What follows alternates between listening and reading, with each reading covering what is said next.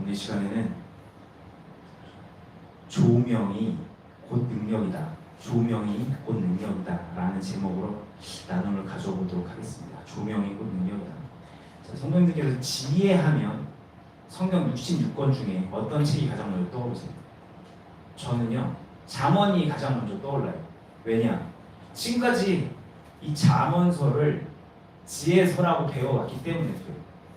그래서 제가 어렸을 때부터 맨날 잠언 지혜서다 이렇게 배워와서 잠언을 읽었어요. 왜 읽었냐면 여기서 한번 세상 사는 처세를 좀 배워보려고. 지혜서니까 지혜를 좀 배워보고 싶었어요. 세상 사는 지혜를. 그래서 잠언서를 열심히 읽어봤죠. 근데 세상 사는 지혜를 좀 배워보려고 잠언을 읽었더니만 저는 결국 거기서 아무 어떤 처세도 배울 수가 없는 거예요. 아무 처세도 배울 수가 없었어요. 왜냐? 잠언에는 하나님 앞에서 바르게 살으라는 얘기밖에 없는 것 같더라고요. 그런 교훈이다 그런 거예요. 하나님 앞에서 바르게 살아야 돼. 하나님 앞에 이런 죄 지으면 안 돼. 뭐 하면 안 돼. 바르게 살아. 그러니까 처세수를 배울 수가 없는 거예요. 물론 조금씩 뭐 조심해라 이런 얘기도 있지만 제가 생각하는 처세수는 없더라고요. 뭐 전략 이런 걸 배우고 싶었는데 전혀 없었어요. 머리가 좋아지지도 않는 것 같아요. 아무것도 없는 거예요. 그래서 저는 생각을 했죠. 아니 이게 왜 지혜서지? 이게 왜 지혜서야? 그냥 신앙서지, 신앙 겉면서지, 이게 왜 지혜서지? 그냥 바른 신앙, 어떻게 하면 바른 신앙 생활할 수 있는지 담긴 책 아니야? 머리 좋아진 것도 아니고. 차라리 제가 그 당시 대학교 때 읽었던 등소평 처세술이 훨씬 더 지혜가 담겨있는 것 같았어요. 전 솔직히 그랬거든요. 그런데도 맨날 이 책을 잠언을 보면서 지혜서라고 얘기를 한단 말이죠. 그렇다면 신앙 생활 가운데서 성경이 말하고 있는 지혜는 우리가 생각하는 지혜랑 좀 다르다는 거예요. 그렇죠? 그러니까 이걸 지혜서라고 얘기하는 거예요. 우리가 생각하는 거랑 전혀 다르게 써있어요. 그런데 이건 지혜서예요. 그렇다면 성경이 말씀하고 있는 지혜라는 건 뭘지, 그게 뭐가 지혜이기 때문에 이 잠언서를 지혜서라고 이야기하고 있는지, 진짜 성경이 말씀하고 있는 지혜는 처세를 구하던, 삶의 처세를 구하던 제가 생각했던 지혜랑 전혀 달랐죠. 수완이 아니었어요. 그럼 뭘까요? 성경이 말씀하고 있는 지혜는 뭘까요? 제가 이걸 한번 찾아보려고 인터넷에서 뒤져봤어요. 그랬더니 성경이 말씀하고 있는 지혜는 이렇더라 라고 정리를 해놓은 걸 봤는데 이렇게 정리가 되어 있더라고요. 성경이 말씀하고 있는 지혜는 통찰력이다. 또 어떤 분은 판단력이다. 또 어떤 분은 건전한 의사결정이다. 이렇게 정리를 하고 계셨어요. 들어보시니까 어떠신 것 같아요? 맞는 내용인 것 같아요. 제가 보기에는 틀린 정의는 아닌 것 같아요. 그런데 저도 이제 말씀을 보면서 정의를 내려보려고 성경을 딱 들고 잠언서를 읽고 또 성경 곳곳에 있는 지혜를 언급한 부분들을 읽어보니까, 그리고 묵상을 해보니까 저에게 닿은 성경이 말씀하고 있는 지혜는 하나님의 뜻을 알게 하는 것이더라고요. 하나님의 뜻을 알게 하는 것. 하나님이 어떤 뜻을 갖고 계신지를 알게 하는 게 지혜더라고요. 이 나눔 다르세요? 그래서 성경이 말씀하고 있는 지혜, 잠언 기자가 꼭 소유하라고 외치고 있는 지혜는요, 하나님의 뜻을 알게 되는 지혜였어요. 또 그래서 성경이 말씀하고 있는 지혜롭게 사는 삶은요, 하나님의 뜻을 알고 그 뜻대로 사는 삶이 지혜롭게 사는 삶이었더라고요. 그래서 지혜서인 잠언이 세상 처세를 말하는 게 아니라 수완을 기록한 것이 아니라 하나님의 뜻대로 사는 방법을 기록하고 있었던 거였어요. 그래서 잠언이 지혜서였어요. 하나님의 뜻대로 사는 방법이 기록되어 있었어요. 만약에 제가 이 나눔을요, 세상 처세를 구했던 20대 때 저에게 이야기했다면요, 아마 저는 이렇게 말했어요. 아니 그럼 성경이 말하고 있는 지혜라는 건 결국 그거야? 난 뭐 대단한 건 줄 알았네. 그걸 지혜라고 말할 수 있나? 신앙생활에서 하나님의 뜻을 알고 살아가는 거, 이거 당연한 거 아니야? 어떻게 보면 상식 아닌가? 당연히 하나님 뜻대로 신앙생활을 해야지. 그리고 하나님의 뜻, 뭘 그걸 아는 게 지혜야. 성경에 뻔히 써 있고 설교 들으면 다 나오는데 그게 뭔 지혜야? 라고 말했을 것 같아요. 예전에 저였으면 분명히 그렇게 말을 했을 것 같아요. 저는 약간 좀 트집을 잡는 사람이었기 때문에 아마 분명 저는 그랬을 거예요. 그게 무슨 지혜예요? 하지만 하나님 믿는다고 하면서도 주님 뜻대로 산다고 얘기하면서도 제 생각이 너무나도 출중해서 제 의가 너무 출중해서 제 생각대로 살다가 주님 앞에서 수없이 죄 짓고 후회하고 수없이 넘어지고 실패했던 지금의 저는요, 하나님의 뜻을 알고 하나님의 뜻대로 사는 게 얼마나 어렵다는 걸 알게 됐어요. 하나님의 뜻대로 사는 게 너무 어려워. 아니, 하나님의 뜻을 아는 것부터가 이미 어려워. 그래서 지금의 저는 하나님의 뜻을 알게 된다는 거, 이게 당연한 게 아니라 정말 하나님께로 받는 특별한 지혜가 맞다는 거에 동의를 합니다. 어떻게 생각하세요, 성도님들께서? 진짜 하나님의 뜻을 아는 게 지혜라는 거에 동의하세요? 만약에 혹시라도 아직도 의문이 드신다면 지난 삶을 한번 돌이켜 보시기 바랍니다. 나 주를 위해 산다. 나 주를 위해 산다. 교회 생활 열심히 했어. 그런데 그럴 때 내가 수렁에 빠졌어. 그럼에도 불구하고 수렁에 빠졌어. 그때 도대체 하나님의 뜻이 뭐지? 도대체 나를 왜 이 모양으로 만들어놨지? 라고 의문을 가져본 적 없었나요? 그런 의문을 가지셨다면 한번 그때를 기억해 보시기 바랍니다. 하나님의 뜻이 도대체 뭐지? 야, 교회 생활 열심히 했는데, 설교 열심히 들었는데, 그렇게 열심히 살았는데 이게 뭐야? 하나님 뜻 뭐야 도대체? 하나님 뜻 알겠던가요? 당시 우리는 미련했죠. 우리에게 세상적인 지혜가 있는지 모르겠지만 적어도 성경적인 지혜는 없었어요. 하나님의 뜻을 아는 지혜는 우리는 없었다는 거예요. 그래서 우리는 하나님의 뜻도 모르고 하나님께 헌신한다, 주를 위해 산다 말만 했지 내 생각과 내 의가 출중해서 하나님의 일을 내 뜻대로 해가면서 광야를 돌았죠. 그렇게 신앙생활을 해왔던 거예요. 내 뜻대로 하나님 믿었던 거죠. 그러니까 광야를 계속 돌아. 그랬던 저를 돌아보니까 하나님의 뜻을 아는 게 당연한 게 아니더라고요. 하나님으로부터 오는 특별한 지혜가 필요했던 거였어요. 공감이 가시나요? 공감이 만약 가셨다면 질문을 또 드려볼게요. 그렇다면 하나님의 뜻을 아는 이 특별한 지혜, 성경적 지혜를 우리는 어떻게 소유할까? 잠언 기자는 잠언 2장 1절에서 4절에서 이렇게 찾으면 돼 하면서 기록하면서 그러니까 그걸 찾아라고 말을 합니다. 그리고 그 기록대로 정말 우리가 찾는다면 우리는 분명 찾을 수 있겠죠. 네, 찾을 수 있어요. 하지만 저는 오늘 이 시간에 잠언 2장 1절에서 4절을 살펴보면서 어떻게 성경적 지혜를 찾지? 이걸 알아보려는 것이 아니라 이 자리에 계신 하나님을 인격적으로 만나신 성도님들께 이렇게 말씀드리고 싶어요. 하나님을 만나셨어. 그래서 그리스도 안에서 하나님의 음성을 들으면서 동행하고 살고 계셔. 그러신다면 성도님께서는 이미 지혜를 소유하고 계세요. 이미 소유하고 계세요. 내가 잠언이 말하고 있는 지혜를 소유하고 있다고? 난 아직 하나님 뜻도 잘 모르겠는데 나는 그렇게 지혜로운 것 같지 않은데 나 좀 미련한 것 같은데 내가 지혜를 소유했다고? 내가 지혜롭다고? 예, 성도님들께서는 이미 잠언 기자가 그렇게 소유하라 했던 그 지혜를 이미 소유하고 계세요. 언제부터 그러셨을까요? 언제부터? 성도님들께서는 성령님의 내주하심이 시작되는 그때부터 하나님을 만나셔서 예수 그리스도를 믿으시면서 성령님의 내주하심이 시작하시는 그때부터 이미 성경적인 지혜를 소유하고 계신 거예요. 자, 이게 어떻게 될지 설명을 드려볼게요.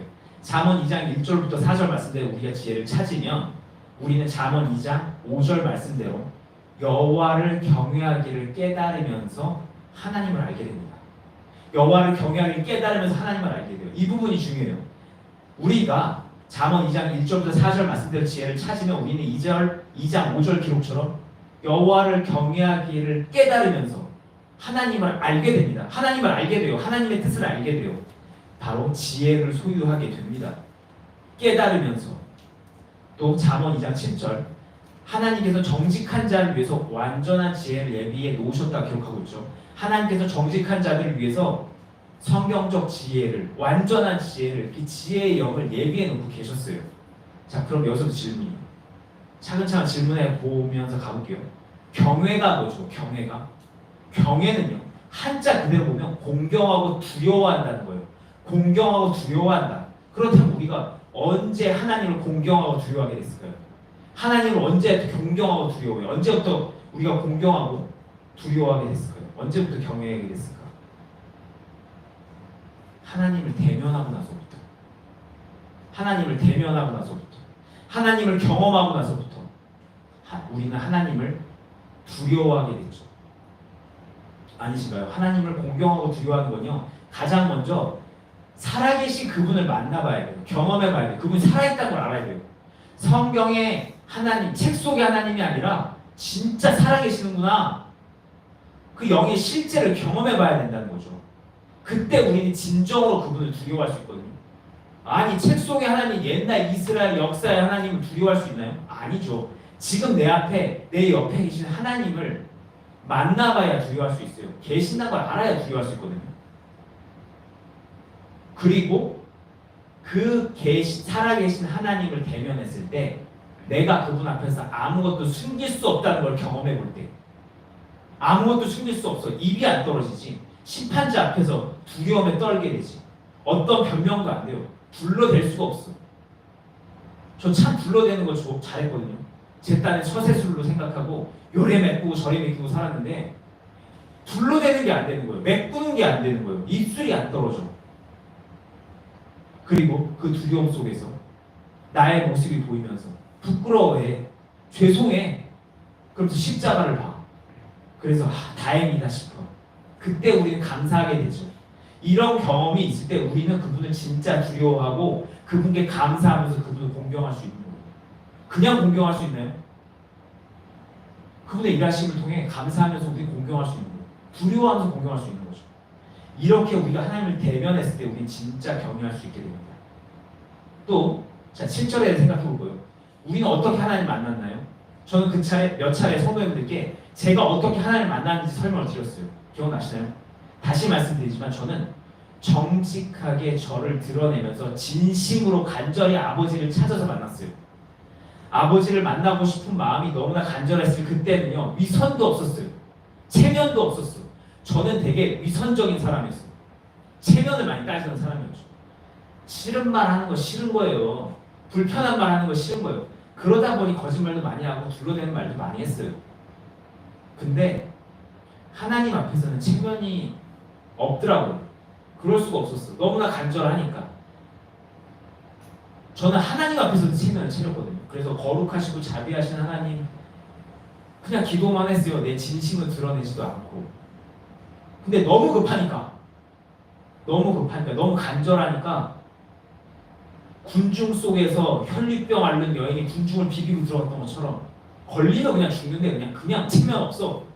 다윗의 자손 예수여 나를 불쌍히 여기소서. 그랬더니 제자들이 야 저 조용해, 너 조용해 했는데도 다윗의 자손 예수여 나 좀 쳐다봐 주세요 라고 말했던 것처럼 체면 없이 처절하게 하나님 찾았죠.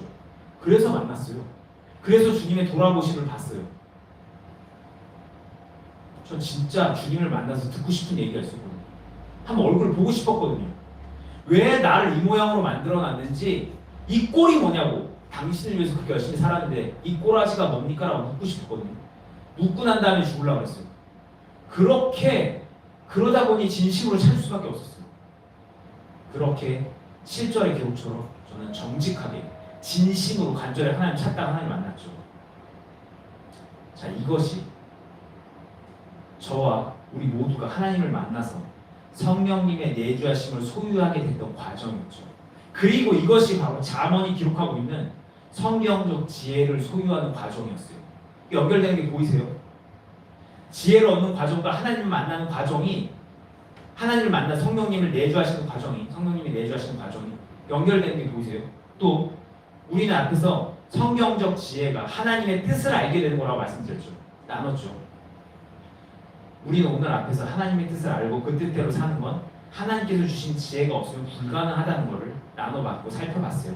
그런데 그렇게 하나님의 뜻을 아는 것, 내 하나님의 뜻을 아는 것은 성령님의 조명이 없이는 불가능하다고 성경은 기록하고 있어요. 고린도전서 2장 10절로 11절 말씀인데요. 이거 그냥 제가 읽을게요. 자, 오직 하나님의 성령으로 이것을 우리에게 보이셨으니, 오직 하나님이 성령으로 이것을 우리에게 보이셨으니 성령은 모든 것, 곧 하나님의 깊은 것까지도 통달하시느니라. 11절, 사람의 일을 사람의 속에 있는 영 외에는 누가 알리요? 이와 같이 하나님의 일도 하나님의 뜻도 하나님의 영 외에는 아무도 알지 못하느니라. 하나님의 뜻을 알 방법은 오직 성령님의 조명뿐이에요. 조명뿐이에요. 그래서 우리가 이 사실을 종합해 볼 때 성령님의 조명이 곧 성경적 지혜로 우리는 확실히 알 수 있죠. 그래서 이 시간 좀 단언하며 말씀드리고 싶습니다. 단언하며 말씀드리고 싶어요. 성령님의 조명을 받고 계신 성도님들께서 이미 잠언 기자가 외쳤던 그 지혜를 소유하고 계신 거예요. 왜? 지금 받고 계신 그 조명이 바로 성경적 지혜니까. 자, 여기까지. 그런데 제가 오늘 이렇게 성도님들께서 지금 성경적 지혜를 소유하고 계시다고 단언하면서, 조명받고 계신 여러분들께서는 지금 성경적 지혜를 소유하고 계세요 단언하면서 강조드린 건 지금 성도님들께서 성경적 지혜를 소유하고 계시다, 요것만 말씀드리려고 이렇게 단언드린 게 아니에요. 제가 이걸 왜 이렇게 강조드리는 거냐면 그 이유가 있어요. 왜 강조드렸냐면 요 말씀 드리려고 했어요. 자, 성령님께 조명을 받고 계시다면, 좀 성경적 지혜를 소유하고 계시다면 성도님들께서는 이미 하나님의 능력을 소유하고 계신 거예요. 하나님의 능력을 소유하고 계신 거예요. 이 말씀 드리려고 지금까지 이야기를 했던 거예요. 다시 말씀드립니다. 성령님의 조명을 받고 계신 성도님들께서는 성령님의 조명을 받게 되신 그 순간부터 이미 전능하신 하나님의 능력을 소유하고 계신 거예요. 이 사실이 꼭 믿어지기 바랍니다. 사도행전 1장 8절에 이런 말씀이 있어요. 오직 성령이 너희에게 임하시면 너희가 권능을 받고 예루살렘과 온유대와 사마리아 땅과 이런 데 증인이 되리라 하십니다. 주께서 분명 말씀하셨죠. 성령님께서 우리 안에 임하시면 어떻게 되나요? 우리에게 권능이 있게 돼요. 예수님의 사역을 기억해 보세요. 성령님께서 충만하심으로 인해서 능력이 나타났어요. 성령님은 능력으로 이래 오셨습니다. 구약에서도 그러셨고, 예수님 공생이 기간에도 그러셨고, 신약 시대에도 계속 성령님께서 능력으로 이래 오셨어요. 그리고 오늘 나눴던 성경적 지혜 역시 그 능력의 성령님으로부터 오게 되는 거죠. 그래서 조명과 능력은 동일한 성령님께로부터 옵니다. 하나로부터 와요. 그래서 성령님께서 우리 안에 내주하시게 되면 오늘 앞에 나눈 대로 성경적 지혜를 얻게 되는 동시에 권능도 소유하게 되는 거죠. 자, 실제로 성경은 우리 신앙에 있어서 표적과 지혜가 나누어지지 않고 하나라는 것을 말씀하고 있어요. 오늘 본문 말씀인데요. 고린도전서 1장 22절과 24절 말씀입니다. 한 절씩 한 절씩이랑 같이 읽을 겁니다. 고린도전서 1장 22절과 24절. 먼저 22절을 함께 읽겠습니다. 시작. 유대인은 표적을 구하고 헬라인은 지혜를 찾으나. 24절 시작. 오직 부르심을 받은 자들에게는 유대인이나 헬라인이나 그리스도는 하나님의 능력이요 하나님의 지혜이라. 성령님의 인도하심 가운데 하나님을 만나서 죄를 알게 되고 그 죄를 해결해 주신 예수 그리스도의 그 거룩한 사역을 믿게 돼. 예수 그리스도를 믿게 돼. 그래서 예수 그리스도를 쥔 사람, 예수 그리스도와 연합된 사람. 그래서 성령께서 내주하시게 된 우리 신앙인들에게는요, 하나님의 능력과 지혜가 하나예요. 능력과 지혜는 하나입니다. 표현 달리 해보면 조명과 능력이 하나라는 거예요. 그래서 조명이고 능력이라는 거죠. 이미 경험해 보셨을 거예요. 간절히 무언가를 기도하고 있어 주님께. 그랬더니 이 일은 되겠구나, 이 병은 낫겠구나 라는 조명이 오고 나서 그 조명이 사실이 되었던 그날 기억하실 겁니다. 조명이고 능력이었어요. 이 사실을 꼭 붙잡으시기 바랍니다. 저는 우리 성도님들께서 이 사실을 꼭 붙잡으셔서 이미 소유하고 계신 능력을 누리면 사시길 원합니다. 우린 이미 이 능력을 소유했어요. 저의 이 나눔에 그래, 예수님 믿어서 성령님의 내주하심 속에서 조명받고 살아가. 근데 그게 능력이라는 거 알겠다 이거야. 그 조명의 능력이라는 거 알겠다 이거야. 그런데 내가 살아보니까 조명은 있지만 능력은 없는 경우도 있던데, 조명이 성취가 없던데, 아무 일도 안 일어나던데. 그래 이건 뭐지? 이건 왜 그런 거지? 라는 의문이 드실 수 있어요. 먼저 답을 드려볼게요. 조명이 있지만 능력이 나타나지 않아 성취가 없는 이유는요, 첫째로는 아직 때가 안 돼서 그럴 수 있어요. 아직 때가 안 될 수 있어요. 때가 안 돼서 그럴 수 있어요. 조명이 능력이 없어서가 아니라 사실요, 조명은 하나님의 말씀이거든요. 하나님의 말씀은 천지를 만드는 창조 능력이 있어요. 그 자체만으로 능력이 있단 말이죠. 그래서 하나님의 말씀은 살아있어서 운동력이 있어서 사람을 쪼개기까지 하면 사람을 변화시키거든요. 그 말씀인데 그 말씀이 능력이 없어서 일어나지 않는 게 아니라 일단 때가 안 돼서 그럴 수 있어요. 창세기부터 말라기까지 창세기부터 말라기까지 이 구약은요, 긴 시간 동안 예수님 오심을 얘기했죠. 예수님 결국 언제 오셨나요? 로마 때나 돼서 겨우 오셨어요. 그때 왜 오셨어요? 그때가 하나님의 때이기 때문에 그랬죠. 하나님의 경륜 속에서 이 때가 때이기 때문에 예수님은 그때 오셨어요. 전도서 기자는 얘기하죠. 전도서 3장에 모든 것엔 때가 있다고. 때가 아직 되지 않아서 이루어지지 않은 것뿐이지 이 조명이 가짜라, 능력이 없어서가 아니에요. 우린 기다리다 보면 결국 닿게 될 겁니다. 그때까지 소망을 품고 가야죠. 하지만 때를 기다릴 것도 없어. 당장 응답이 필요한 조명이 있어. 당장 응답이 필요한 기도가 있어. 조명도 받았네. 곧 이게 응답이 올 것 같아요. 그런데 하나님의 일하심을 경험 못할 때가 있어요. 아니 이거는 기다림도 아니야. 그런 것도 없어. 근데 응답이 없어. 나 분명 조명 받은 것 같은데. 우리 왜 그랬을까요? 왜 그때는 응답이 없었을까? 그 이유는요, 우리가 받은 이 조명의 능력이라는 걸 우리가 제대로 아직 알지 못했고 인식하지 못해서 믿지 못해서 그래요. 믿지 못해서 그래요. 이 조명을 믿지 못해서 그래요. 믿다라는 말은요, 헬라어로 피스티오라고 하는데 원어를 조금씩 바꿀 수 있겠지만 일단 피스티오.